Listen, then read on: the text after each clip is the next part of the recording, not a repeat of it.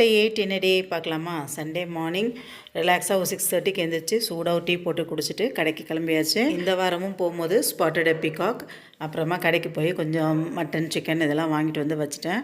ஆப்பமா வச்சுருந்தேன், அதனால் ஆப்பத்தை கரைச்சிட்டு சிக்கன் ஸ்டூ ரெடி பண்ணேன்.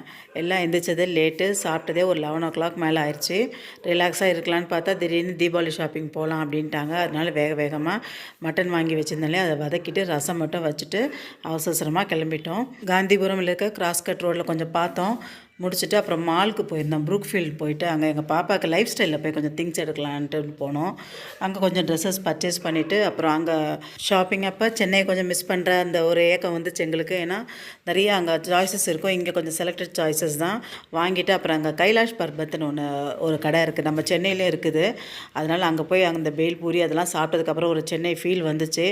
அங்கே நைட் டின்னரை முடிச்சுட்டு அப்படியே வீட்டுக்கு வந்துட்டோம். இந்த வீடியோ உங்களுக்கு பிடிச்சிருந்தா லைக் பண்ணுங்கள், ஷேர் பண்ணுங்கள், subscribe பண்ணுங்கள் and stay connected and thanks for watching.